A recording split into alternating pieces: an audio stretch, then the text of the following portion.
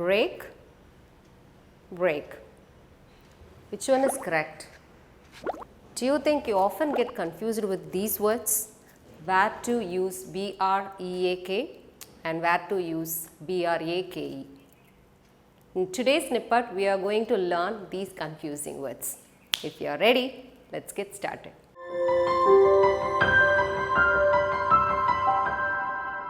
Stop learning, never stop growing,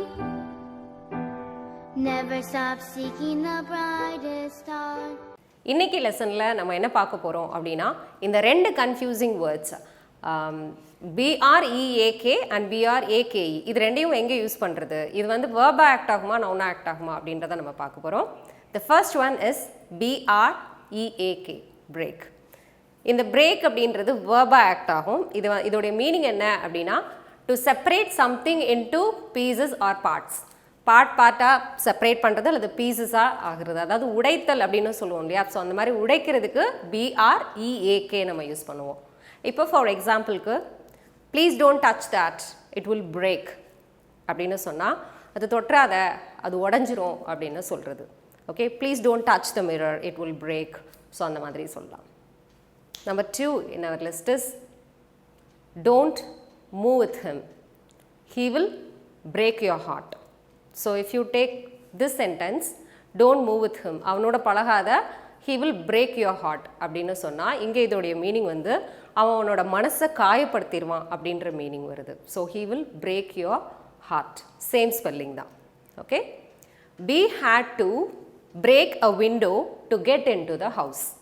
இப்போ ஏதாவது ஒரு குழந்தை உள்ளே இருக்குது, டோர் வந்து லாக் ஆகிக்குச்சு, அதுக்கு குழந்தைக்கு டோரை திறக்க முடியல அப்படின்ற மாதிரி சுச்சுவேஷனில் இப்போ வந்து சொல்கிறாங்க we had to break a window to get into the house அப்படின்னா நாங்கள் வந்து ஒரு ஜன்னலை உடைச்சு நாங்கள் அந்த வீட்டுக்குள்ளே போக வேண்டியது இருந்தது அப்படின்றதான் இந்த சென்டென்ஸோட மீனிங்.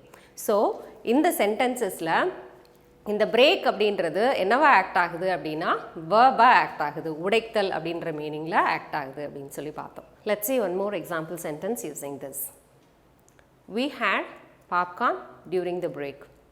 ஸோ இந்த சென்டென்ஸில் பிரேக் அப்படின்றது சென்டென்ஸோட லாஸ்ட்டில் வந்திருக்கு, சேம் ஸ்பெல்லிங் தான். இங்கே இது வந்து நவுனாக ஆக்ட் ஆகுது.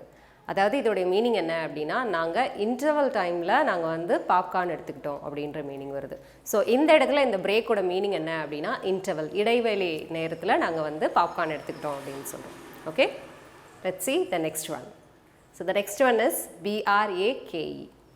இந்த பிரேக் வந்து இதோடைய மீனிங் வந்து எல்லாருக்குமே தெரியும். வெஹிக்கிளில் இருக்கிற ஒரு டிவைஸ், மூவிங் வெஹிக்கிளில் ஸ்டாப் பண்ணுறதுக்கோ அல்லது ஸ்லோ பண்ணுறதுக்கோ யூஸ் பண்ணுற ஒரு டிவைஸ் தான் இந்த பிரேக் அப்படின்னு சொல்லுவோம். இப்போ for example, the driver immediately applied brakes to stop the bus. So இந்த எக்ஸாம்பிள் சென்டென்ஸ் எடுத்துட்டிங்க அப்படின்னா the driver immediately applied brake to stop the bus அப்படின்னு கொடுத்துருக்கு. ஸோ இந்த இடத்துல அப்ளைன்றது தான் வேர்பாக வருது, பிரேக் அப்படின்றது வந்து நவுனாக ஆக்ட் ஆகுது இல்லையா. Let's see another example sentence. The driver had to brake hard seeing the hole. If you take this sentence, இதில் வந்து இந்த பிரேக் அப்படின்றது வந்து வேர்பாக ஆக்ட் ஆகுது. அவர் வந்து பள்ளத்தை பார்த்த உடனே அவர் வந்து பிரேக் ஹெவியாக பிரேக் போட வேண்டியது இருந்தது அப்படின்னு சொல்லியிருக்கு. ஸோ இந்த இடத்துல பிரேக்குன்றது வேர்பாக ஆக்ட் ஆகுது. ஸோ இந்த பிரேக்கும் வேர்பாவும் ஆக்ட் ஆகுது, நவுனாவும் ஆக்ட் ஆகுது. BREAK அண்ட் BRAKE இது ரெண்டுமே வந்து நவுனாவும் ஆக்ட் ஆகுது, வேர்பாவும் ஆக்ட் ஆகுது, டிபெண்ட்ஸ் அப்பான் த சென்டென்ஸ். இது வந்து அந்த மீனிங்க்கு ஏற்ற மாதிரி நம்ம ஸ்பெல்லிங் யூஸ் பண்ணணும். Okay, now it's time for my last tip. இன்றைக்கி என்னோட டிப் என்ன அப்படின்னா இந்த பிரேக் அப்படின்ற வேர்ட் இருக்கு இல்லையா, ஸோ இதை வச்சு ஒரு நம்ம இடியம் நம்ம பார்க்கலாம். பிரேக் அ லெக் அப்படின்னு சொல்லுவாங்க. இதோட மீனிங் என்ன அப்படின்னா குட் லக் அப்படின்றதான் இதோடைய meaning. So instead of saying நம்ம யாராவது ஒரு இன்டர்வியூ போகிறாங்க, ஏதாவது ஒரு விஷயம் சொல்கிறாங்க அப்படின்னா அவங்களுக்கு வந்து நம்ம விஷ் பண்ணுவோம் இல்லையா, best of luck, all the best, so நல்லா பண்ணு அப்படின்னு சொல்லுவோம் இல்லையா, best of luck, have a blast, all the best. So இந்த மாதிரி சொல்கிறதுக்கு பதிலாக நம்ம என்ன சொல்லலாம் அப்படின்னா பிரேக் அ லெக் அப்படின்னு சொல்லலாம். Okay, so that's it with the lesson today. இன்றைக்கி லெசனில் வந்து இந்த பிரேக்கோட டிஃப்ரென்ஸ் நம்ம பார்த்தோம், அது வச்சு ஒரு இடியமும் நம்ம பார்த்துருக்கோம். இது கண்டிப்பாக உங்களுக்கு ஹெல்ப்ஃபுல்லாக இருக்கும் அப்படின்னு நம்புகிறேன்.